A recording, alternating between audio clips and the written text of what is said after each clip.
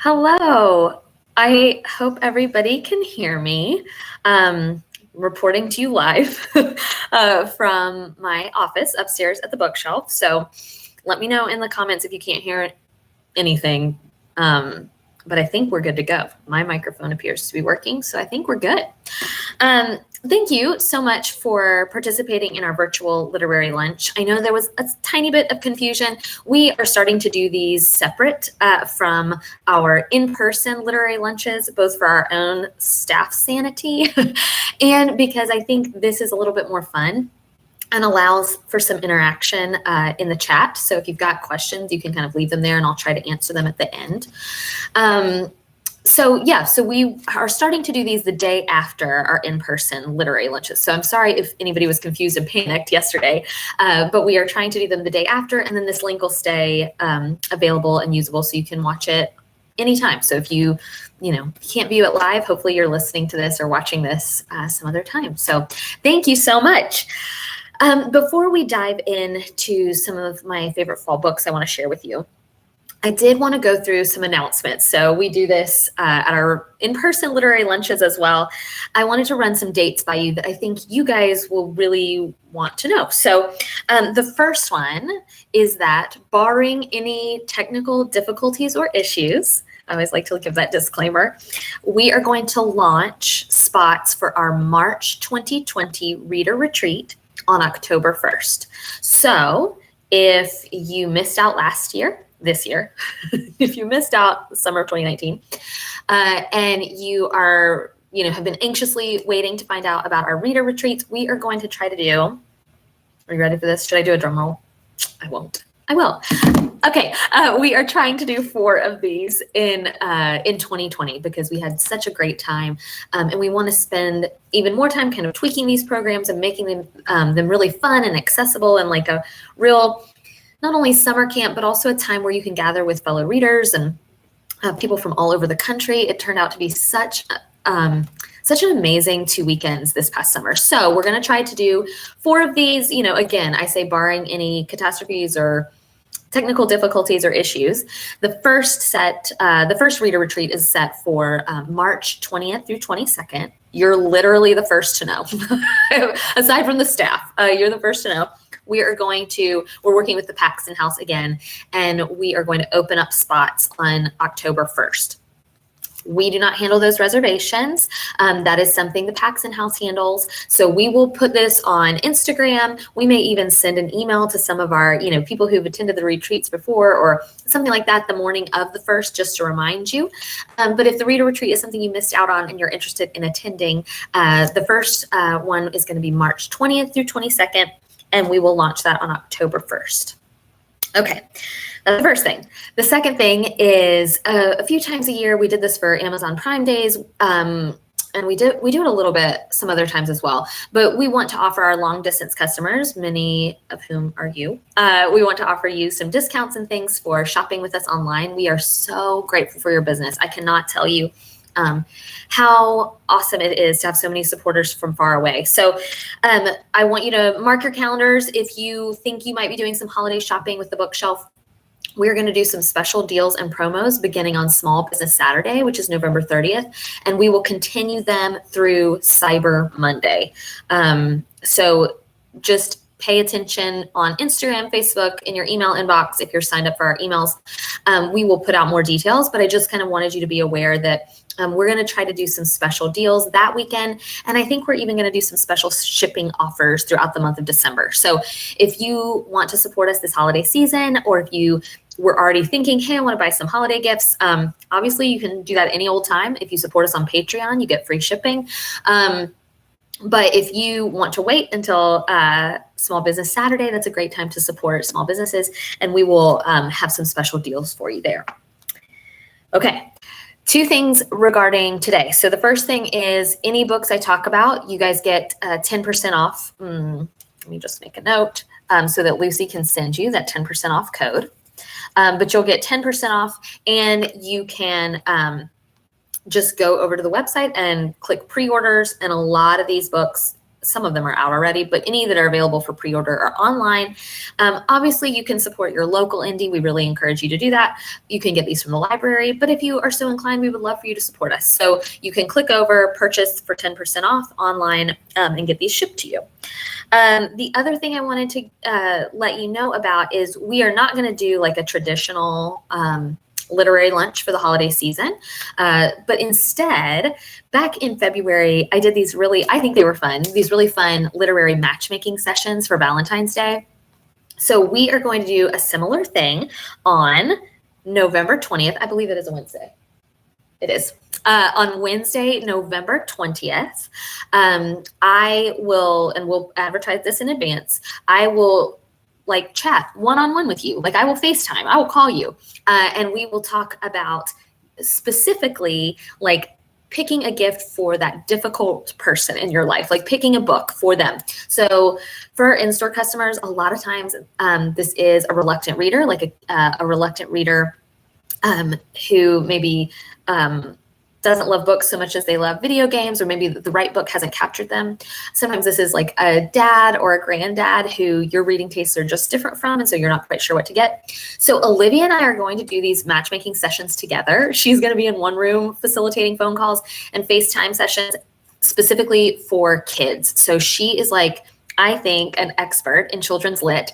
And if you have grandkids or kids you're shopping for, nieces, nephews, Olivia will field those FaceTime requests. Like we will have a schedule all set up just like we did back in February, and Olivia will handle those. And then I will handle adult lit. So if you have an idea of who you want to buy a gift for, but you're just not sure which book is right for them, that's what we're going to talk about. That's kind of how we're going to spend this.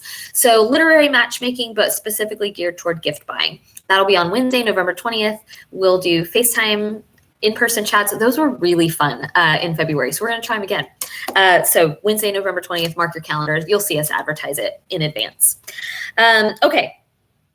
I think we're ready to get started. Those were all my announcements. It was a lot. I will answer any questions at the end in the chat, just FYI. Okay. So Lucy, I believe sent you, I always struggle with the glare, this fall literary luncheon guide. This is what I'm going to work off of first. So I want to kind of work through these books. I know that some of you watching are really in tune with publishing and with what's going on. So some of this might be old information for you, but I still hope it'll be valuable, and I hope it will be helpful. These are books that I am looking forward to or have already read, or that the staff has read or is looking forward to. So the first one I want to talk about is The Years That Matter Most. This is the new book by Paul Tough. I loved his book, How Children Succeed. I recommend it all the time to educators and to parents, of which I am neither. I am not a parent or an educator, but I heard Paul Tough on an episode. I looked it up before I did this. I think it's episode like 447 of This American Life. He was a really great contributor and did such a good job that I immediately went out and read How Children Succeed. Highly recommend if you've not read that yet. It focuses on K through 12 education and what that looks like in America versus other countries, and what we can learn and what we can learn from education in America. So that's called How Children Succeed. His new book, I am equally intrigued by, because the same thoughtfulness that he has with K through 12 education, he now is applying to college. So the book is called The Years That Matter Most: How College Makes or Breaks Us. This came out 2 weeks ago. I am here for this book. I have a lot of opinions, which I will share with you in person if I know you in real life, about college and college education. I am so grateful for mine, and yet I also know college is not always accessible for everyone. I have friends, dear friends, who are drowning in student loans and student debt. And why is that? And is a college education still valuable? Is it still, the American dream to get an education and then to go use that education for the greater good? Paul Tough addresses these questions in this book. I have read excerpts from it. I have not read the whole thing yet. I think it's one I might listen to on audiobook. But I read How Children Succeed in physical book format and loved it. So here's the good news about Paul Tough. He is extremely nuanced, thoughtful, and well-researched. which is rare these days. But he is like this great combination of all three. And not only does he do great research, but he weaves really compelling stories. So he does a lot of great interviews and really puts a face on an issue, if that makes sense. So I think you will really appreciate that. So if you're afraid might be the wrong word, but if you're reticent when it comes to nonfiction, I actually think Paul Tough is really accessible, and really the same personalities that come across in like a podcast episode or maybe an interview you hear, Paul Tough does in nonfiction literature. Another thing to note, if you are on the fence about this one, Google the New York Times book review of this book, because it was written by none other than Tara Westover, who wrote Educated. And her review of this book is excellent, not only because she loves it, just like I think I will love it, but also she has great experience with what higher education meant for her, but also, is it for everyone? Should it be that expensive? Is it inaccessible to a percentage of the population? Does it benefit people who are higher income than it does lower income? So many different things that she addresses in her review and that he addresses in the book itself. Highly recommend. Again, I think this would be great for educators and parents. I'm thinking about, I guess, like Felicity Huffman is on my brain, but like people whose kids are graduating high school and maybe there's a lot of pressure to go to college. Maybe let's read this book and let's figure out, is this the next right step for our kids? And if it is, how can we, spear higher education toward jobs and toward improving the economy? It's really interesting, and interesting to me as a liberal arts major. I have a lot of thoughts about the liberal arts and their value, but I think this book would be well worth your time. So The Years That Matter Most, How College Makes or Breaks Us by Paul Tough. That came out a couple weeks ago. It's only available in hardback. Okay.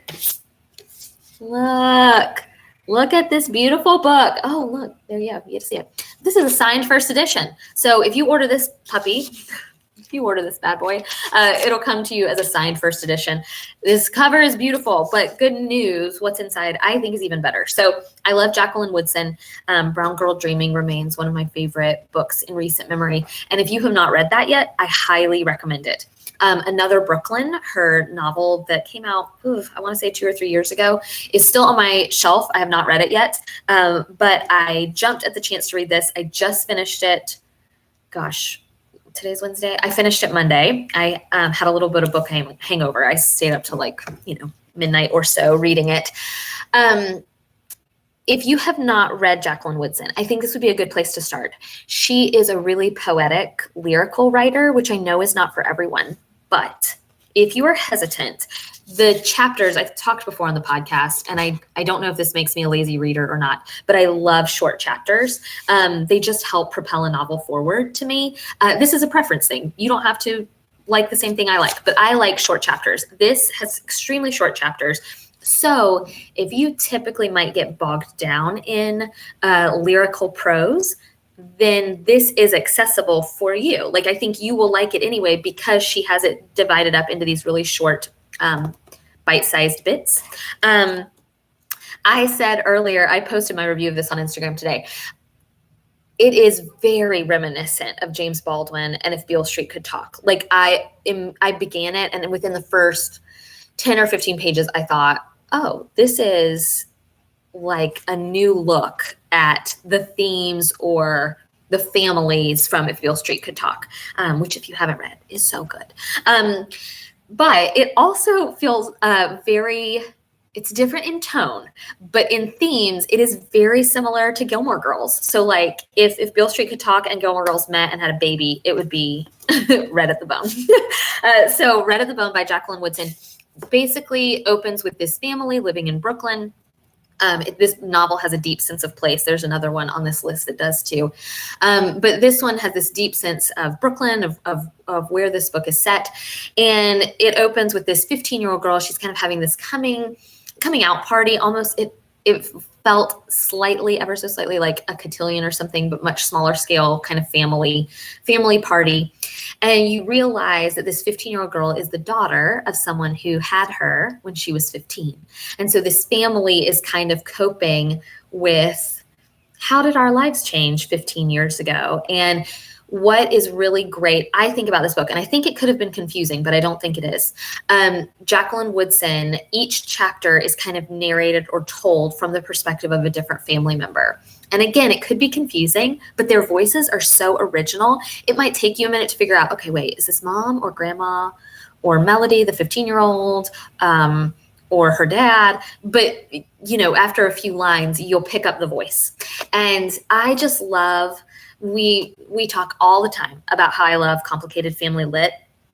But this is quieter than that, very character driven. So if you are drawn to plot driven novels, this might not be the book for you. But it's so short. You should try it anyway. It's so short. You should try it anyway. This to me could easily be read in one sitting. Wouldn't surprise me if you did, just because it's very beautiful. I spread my reading over a couple of days just because I was drawn to the lyricism of it. Red at the Bone by Jacqueline Woodson. If you order it from us right now, it's a signed first edition, but you can snag this book anywhere. You've probably seen it a lot of places. It came out last week. I have no place to put these. Okay, this is going to be a no-brainer, and you're going to be like, why are you telling us about this book you already know? Well, too bad, because I love it. The Dutch House by Ann Patchett. Here is the deal, and we try really hard at the bookshelf to keep track of what you have purchased and what you have not. This is my little hint that I love this book a lot, and it is almost time for shelf subscriptions. So I don't want to spoil anything, but I also don't want, I don't want you to get duplicates. Okay, so The Dutch House by Ann Patchett. You're seeing this book everywhere. It released yesterday. I know many of you are like me and you're wary of hype. And I understand that. I respect it. I respect it so much. This one is so worth the hype. Please trust us. Us meaning booksellers, librarians, whoever you get your book recommendations from. I love this book so much. I think, and I haven't read all of Ann Patchett's work. I've not read her whole canon, but I think this is her best, probably because it scratches several itches. Sorry for that gross metaphor.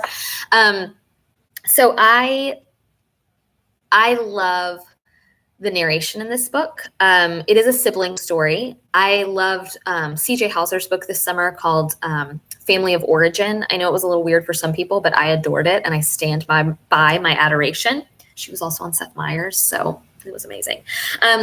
But part of the reason I loved Family of Origin and was so drawn to it was that it's a sibling story. So it's not just, I feel like I love complicated family stories, but then I also really love books about siblings. I think it's still why I adore Little Women.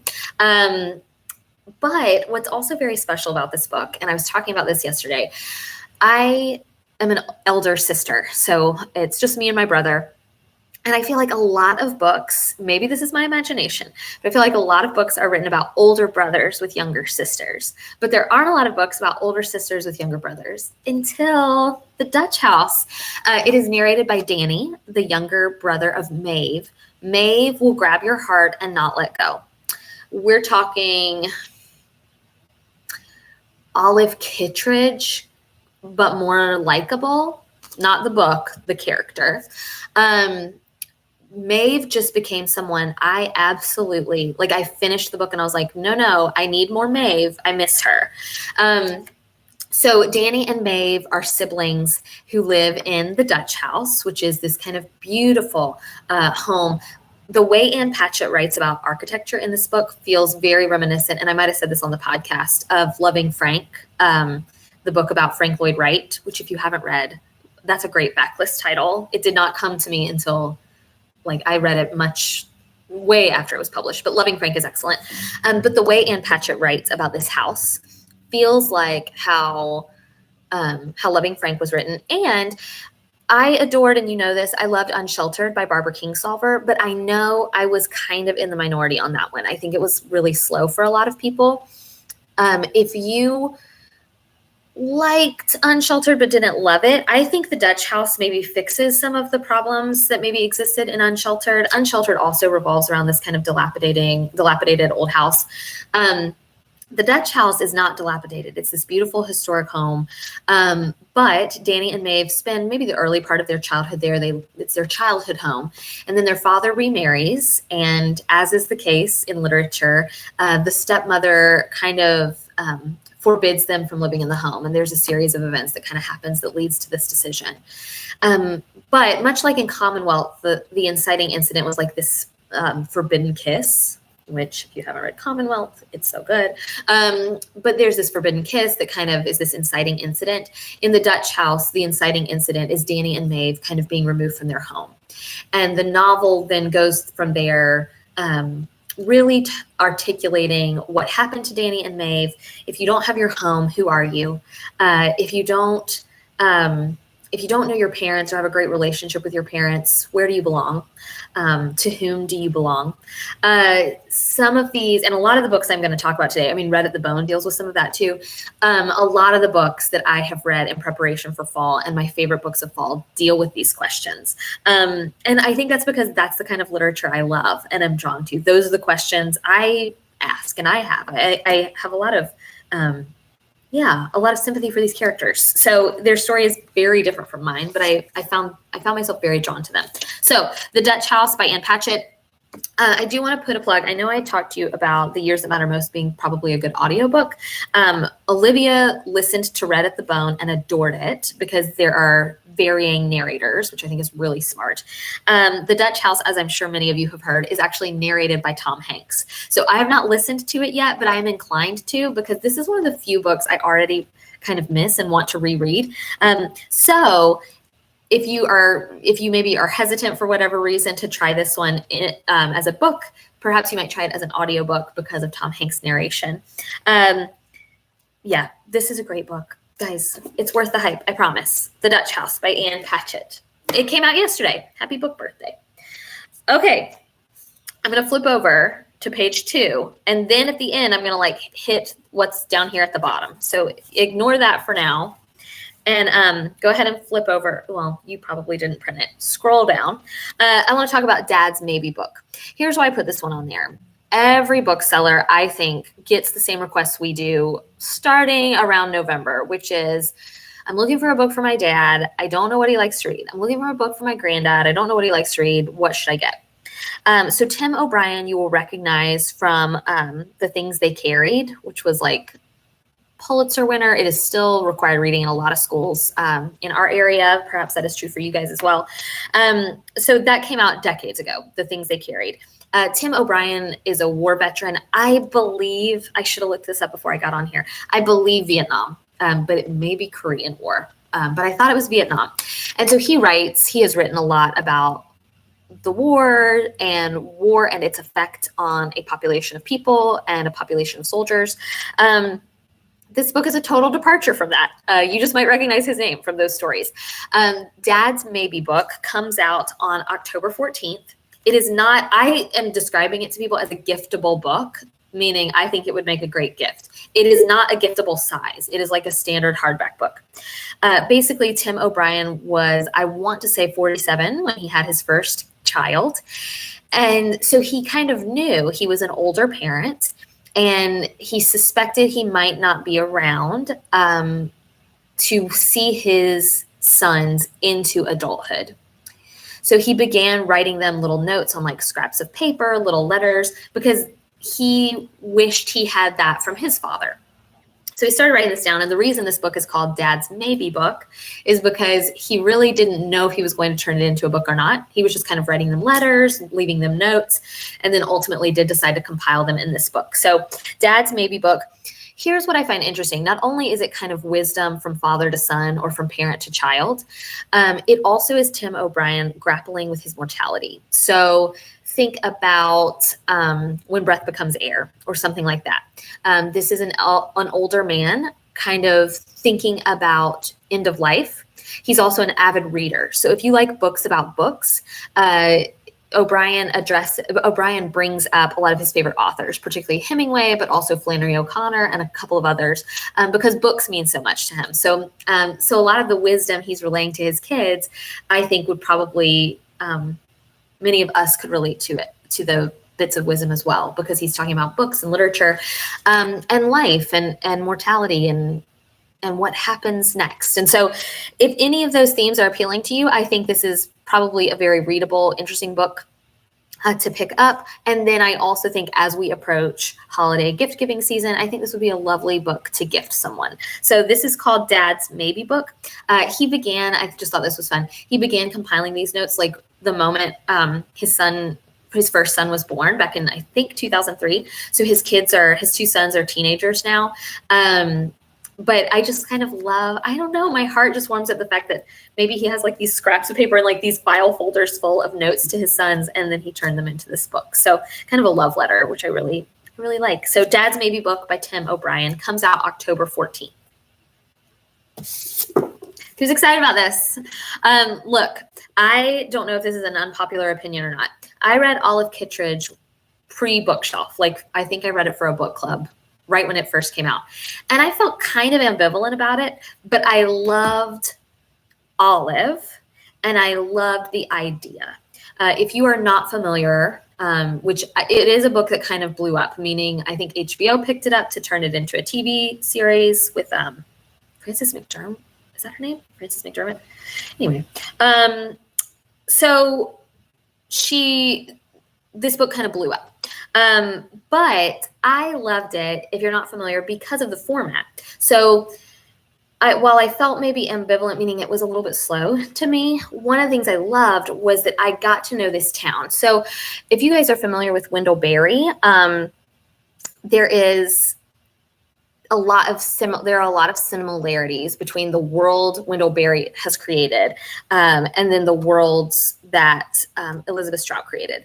I like a lot of Elizabeth Strout's work. Again, these are quiet books, so just kind of prepare yourself for quieter lit. But Olive Kittredge, the original book, was a series of short stories all centered around the same community. So not only did you get Olive and you got to really get to know her very well, but you also got to know all the people around her. And so not every story featured Olive as the central character. She just was kind of there and kind of the adjacent person for all of the prose, if that makes sense, all of the stories. Olive Again, it comes out October 15th. I thought that was weird, those release dates for Dad's Maybe Book and Olive Again. So I don't know what that's about. But Olive Again comes out October 15th. I think this is so fun because Elizabeth Strout has been on the record as saying she thought she was done. Like, she felt like she had told Olive's story. She had kind of shut the door on that community.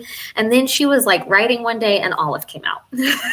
And I just kind of like this idea of this writer, like sitting at her desk, getting ready to type, her next big thing. And then there's Olive, like she's not done with her yet. And so the quote that I have seen Elizabeth say in interviews is, "I was not done with Olive, nor was she done with me." And I think that's really lovely. This book is told in the same format. So you've got kind of this short story format with this kind of same cast of characters, same community. So if you liked Olive Kittredge, which again, I didn't love it, and yet I want to read this book. Like, I felt attached enough where I want to read this one. And I did like Olive. I found her not necessarily likable, but so intriguing. I don't know if this is me just talking off the cuff, but I kind of think the worlds that Frederick Bachman has created feel like the worlds Elizabeth Strout has created, if that makes sense. Like, a lot of those characters, I could see a Venn diagram like overlapping quite a bit. So the new Olive Kittredge book called Olive Again comes out October 15th. I'm very excited about that book. I just finished Red at the Bone, and I think this is going to be next. Okay, the next one I want to talk about, I talked about on the podcast, and I do have so many questions about Book of the Month Club, just as a bookseller, because this book, Wild Game by Adrienne Brodeur, does not come out until October 15th, the same day as Olive Again. But if you're a Book of the Month member, my understanding is that this was a September option, and so you might already own this book, in which case, lucky you, because I really do like this book. So Wild Game, I kind of picked up on a whim when I was trying to figure out what books I wanted to feature in today's conversation. And I like to try to mix fiction and nonfiction. I want to give you like a wide range of lit to choose from. If you have like an inheritance shaped hole in your heart, that is right where I think Wild Game will fit right in. So I think a lot of people are going to say this reminds them of The Glass Castle I do not think so. I think The Glass Castle and The Educated belong in like one realm of memoir. I think this fits solidly in with Inheritance.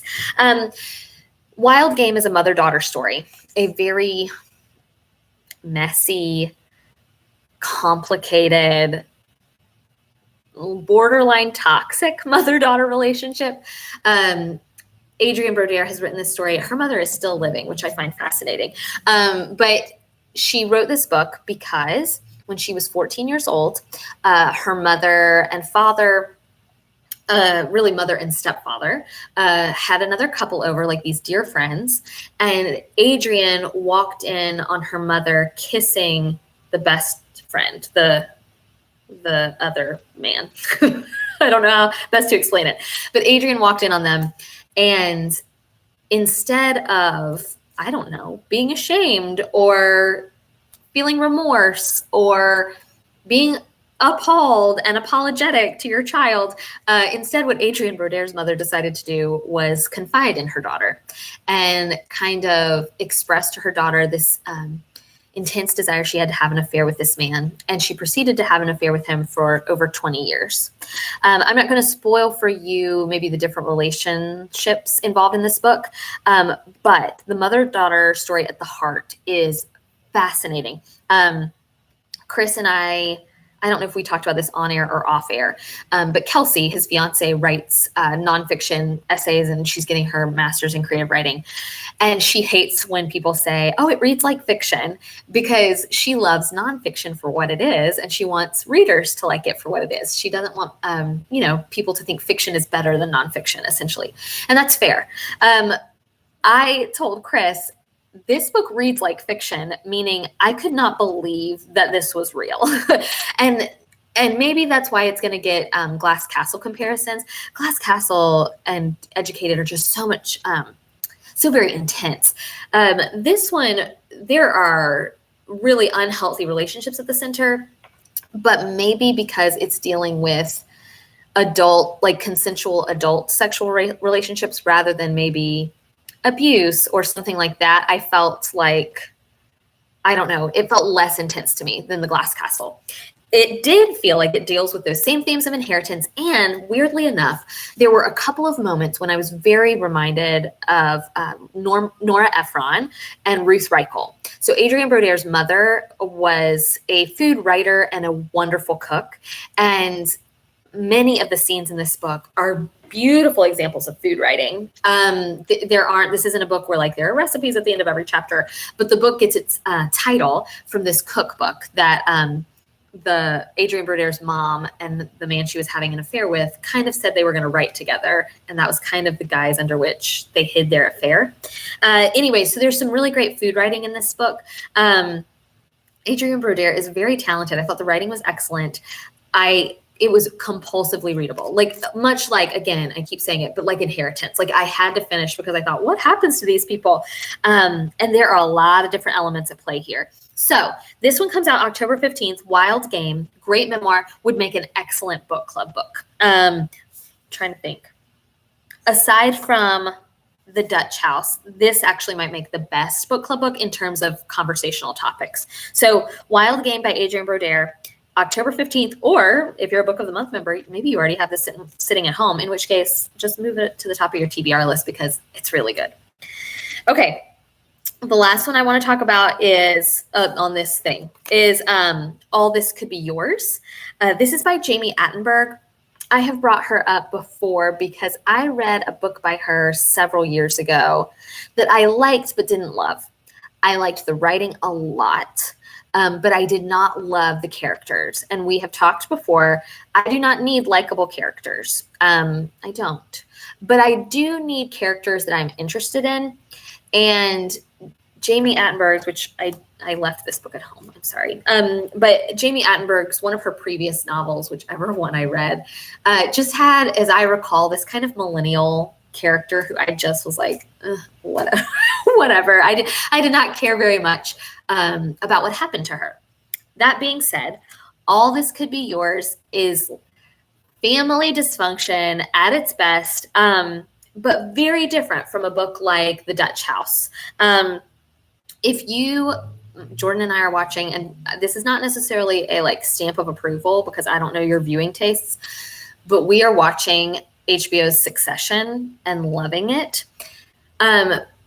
I think that is very much what this book is like. So All This Could Be Yours is about this family. I mentioned books that have a deep sense of place. This one is set in New Orleans, where Jamie Attenberg lives, and you feel like you are in New Orleans. You can feel the heat, the music, the food.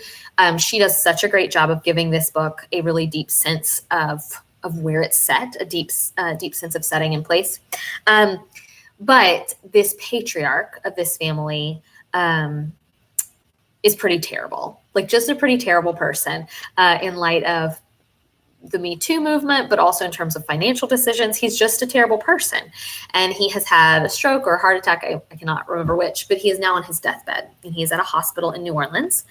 And we get to see the wife who has stood by him the whole time. We get to see the wife's point of view, the daughter's point of view, and the son's point of view. The wife and the daughter are in New Orleans, kind of grappling with what happens when someone you love, but you also kind of hate, is taking his last breath. And what responsibility does your mother have to like let you in on some of the family history? Like really interesting things happening there. And then at the same time, the son is out in California. And you also get the daughter-in-law's perspective, and she's very interesting. But the son is out in California and not coming home, and kind of makes this decision to not return to New Orleans. And you have to ask yourself, why would someone stay away? And why would someone feel the need to go? So I just think, and this is interesting, maybe we're dealing with like the Dutch House meets Red at the Bone combined, because you get these different viewpoints. This is not a particularly propulsive novel, meaning we're not talking plot heavy here. We are talking about characters. Okay, Red at the Bone meets This Is Where I Leave You. That's what this is. All This Could Be Yours equals Red at the Bone plus whatever I just said. plus This Is Where I Leave You. Yeah, that's what it is. That's what it is. Because you've got these alternate viewpoints. You've got thoughts about grief, mortality, legacy, and family dynamics. I adored this book, really liked it. Jamie Attenberg's writing is good. Her, like I said, one of her previous works that I read, I just didn't love the characters. Not so with this book. It's not like I particularly fell in love with them or thought they were so supremely likable. I just felt for them. I felt empathy for them in what they were going through and what they were having to address together as a family. So All This Could Be Yours by Jamie Attenberg comes out on October 22nd. Okay, that's what's like on the main part of this. All right. I'm going to wait.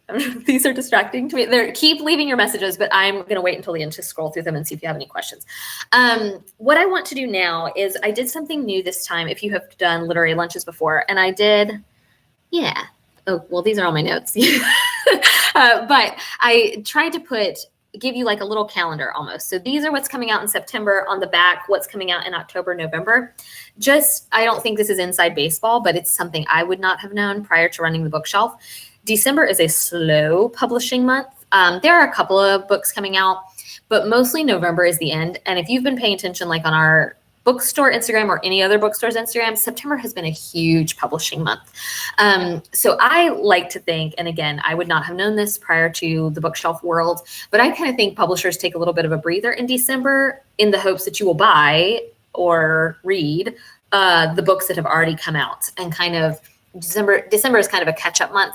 And I also think they know we're all really busy and not all of us are reading very much in December. And so they don't want you to get behind. I don't know that that's so much sympathy for you, the reader, or for me, the reader, as it is as publishers. I think they don't want anything to get lost in the holiday shuffle. So not a ton of big books coming out in December. There's a couple, but I haven't read them yet. And so I didn't want to preview those. I just want to work work my way through a few of these, just hit some highlights. So in September, out already is Permanent Record by Mary H.K. Choi. I don't love a ton of YA lit, but I adored her previous book called Emergency Contact. If you, like me, like a good rom-com, Emergency Contact was lovely, and I am going to be picking up Permanent Record when I need like that fix. So Mary H.K. Choi, she wrote Emergency Contact, which is great. Highly recommend. Her new book is called Permanent Record. That's YA. Many of you, because a lot of our readers are historical fiction lovers, you may already be familiar with The Secrets We Kept. It's kind of made the rounds, I want to say, like on Bookstagram or because of Reese Witherspoon. This is by Laura Prescott. She gave a great interview to Book Page in September, so you can probably Google for that if you're interested. I think this would make a good book club book. It's about 3 women spies and revolves around the real history behind the book / movie, Dr. Zhivago. So if that is of interest to you, then I think you might enjoy The Secrets We Kept, historical fiction. But you've got these women, these 3 really dynamic women at the heart of the book. Olivia is reading The Institute by Stephen King right now. She loves it. She did. I do think sometimes people will want to know, is this more horror or more like 11/22/63? That's the question we got yesterday. This is more, she said, suspense, thriller, fantasy. She said it's not so much horror, but it is not really 11/22/63 either. So The Institute by Stephen King, she is really enjoying and liking. Okay, the next one I wanted to talk about, guys, look at this cover. Look at this cover. Out of Darkness, Shining Light. Also that title is good. Not Olivia. Lucy is reading this right now. I am intrigued. I'm tempted to try this one on audiobook because some of the names I think might be better to my listening ear than me trying to figure out how to best pronounce them in my head. But this book is about a group of, I want to say, were they from Zimbabwe? It just says Africa, but the author is a Zimbabwean author. This is about a group of people, it's historical fiction, who, when David Livingstone, or Livingston, however you heard that pronounced growing up. I heard David Livingstone, but he was this abolitionist missionary doctor who spent a great portion of his life in Africa. He died in Africa, and they buried his heart and I think some of his other organs in Africa. But his body is buried at Westminster Abbey. And this book is about the group of Africans who moved his body so that it could go make its way back to England. Here's what Lucy and I talked about this book, what makes it kind of really interesting. She said it's very well written. Like I said, I have not read it yet. It's diary. So we were the lucky ones or something like that, where the author has really done their research, and each chapter opens with an actual excerpt from his diaries, and that kind of navigates, where you are in the timeline. And then the book is narrated by one of the women who is kind of on this train of people helping help his body find its way back home. So the book is called Out of Darkness, Shining Light. I've not read it. Perhaps you have. I'll look in the chat over here to see if that's true. But I'm very intrigued, and this cover is gorgeous. So it is out right now. Okay. I also want to highlight The Testaments by Margaret Atwood. I chose to watch The Handmaid's Tale rather than read it. I don't know how I feel about that decision. But after watching The Handmaid's Tale, I did not want to read The Handmaid's Tale just because it's very intense.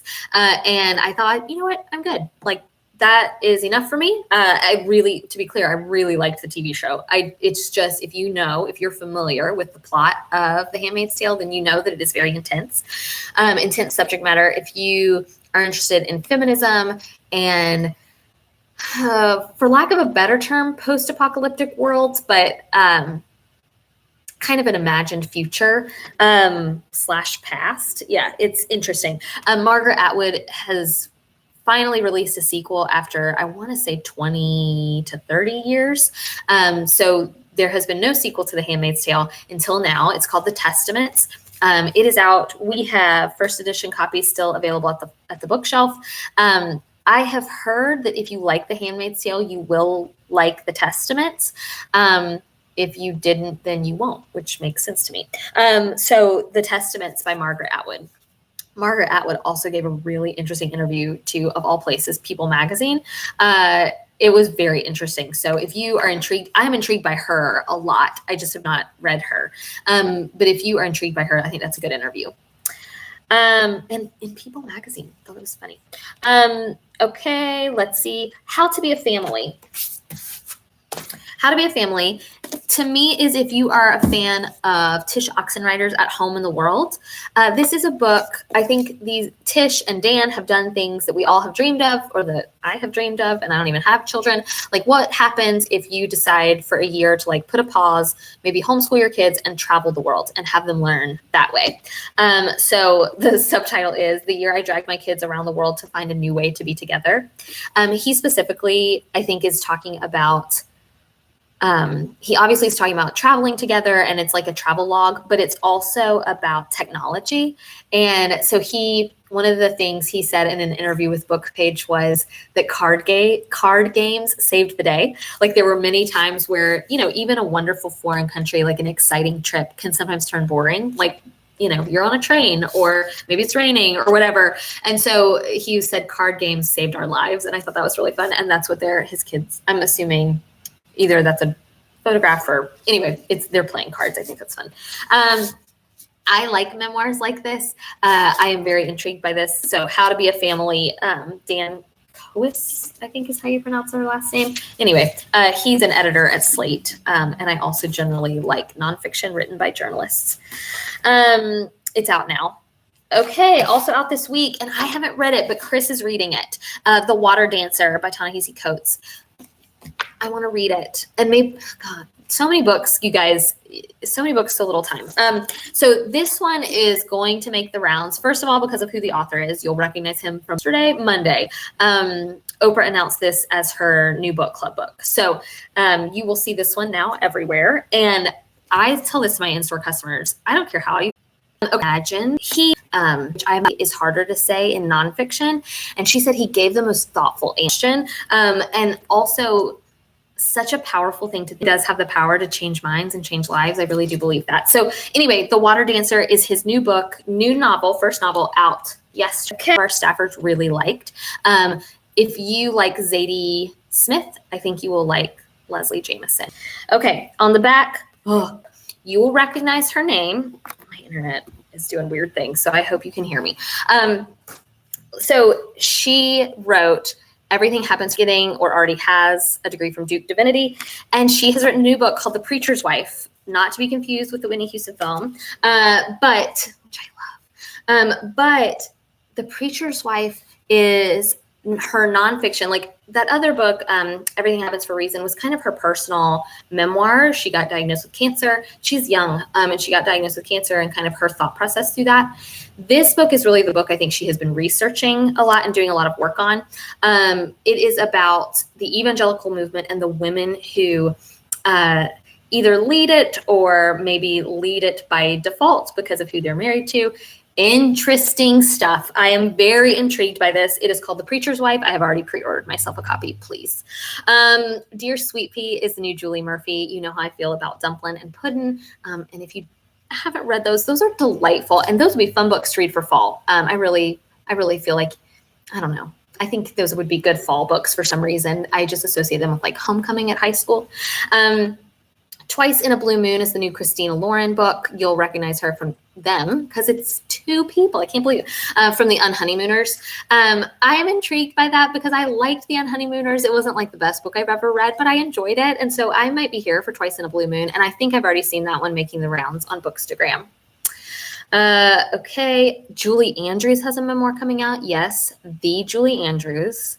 Get ready. We were talking yesterday in our store event about Cokie Roberts and how we all are so sad. And we're also really sad because Cokie Roberts wrote a book either with or about her mom, but we didn't really get like a full-fledged memoir out of Cokie Roberts. This is a full-fledged memoir out of Julie Andrews, so get on it. It's called Homework, and it comes out in October. Find Me is the new, Hunter is reading it right now. It's a sequel to Call Me By Your Name. And I think I talked to Hunter and he said he's liking it, loving it, maybe not so much, but he's liking it. There's also a book coming out. I have the ARC at home called Fair Play, and it's nonfiction written by this woman who is really trying to figure out why in this day and age, women are still doing like, it is something absurd, like 80 or 90% of the home work, whether that's cooking, cleaning, whatever that involves, even though many women now work outside the home. And so this is, and here's why I'm intrigued. The book page review of this book said that this was so much fun to read, and it sounds like it would be interesting, but fun might not be the word I would use. But the reviewer said that this was just a delight, and so very intrigued. It's called Fair Play, nonfiction. Like, I guess I was picturing lean in type stuff, which I, to be clear, am here for. But now that I know it's kind of got some humor to it and some fun, I think I might pick it up sooner rather than later. In November, Little Weirds by Jenny Slate comes out. I already gave my review of this online and on the podcast. This truly is the weirdest book I've ever read, but I'm sure it will be for someone. I read the whole thing because I could not stop. I couldn't stop. But so weird. Couldn't decide if she was brilliant or under the influence. I just didn't know. It's just my very honest review. Okay. Then The Revisioners by Margaret Wilkerson Sexton. I'm mentioning that because I'm very bummed. I missed out and did not read, it is now backlist, A Kind of Freedom by her. My fellow indie booksellers loved that book and it missed me. I missed it. I'll be more active than passive. I missed that book. I just did not pick it up and didn't make time for it. The Revisioners is her new one. It is also getting a lot of buzz, out in November. Okay. We did it. We did it. I'm going to need a Coke. Okay. Let's see what you got. Any questions? Okay. Thank you, Lucy. The discount code is in their email because she's amazing at her job and I should never have worried. Fall Lit Lunch. So thank you, Lucy. You're amazing. Oh, Deb. Okay. You're a college admissions counselor. This will be perfect for you. Paul Tuff's book will be so perfect. Cannot wait to hear what you think. Okay. People excited about signed copies. The Dutch House. You're welcome, Kate. Thank you for being gracious about the hint. I don't ever want to ruin people's surprises. We have a lot of shelf subscribers and it is very hard to keep track and we want to make sure you're getting the best possible customer service. So, okay. He is a Vietnam War vet. Thank you. Okay. Does anybody have any questions? I think we are almost out of time, but I just wanted, if anybody has any questions about fall books or anything you would like to know, you can pre-order or order any of these books from us online, bookshelfthomasville.com/shop. Don't forget to use Fall Lit Lunch for your discount code. Thank you. I hope we're clear always about how grateful we are for you and how valuable online long distance customers have proven to be for our business. Indie bookstores are out there surviving and they are often thriving, but when they thrive, it is because of you. So we are thriving because of you. Let's see. Oh, yay. I hope you get a shelf subscription for Christmas. If anybody has any follow-up questions, send them to Lucy and she and I can get answers to you. But otherwise, thank you for spending your lunch break with me. I love doing this. And I hope I will see many of you on November 20th for some matchmaking so I can help you find the perfect book for the perfect person for the holiday season. Okay. Thank you guys. Bye.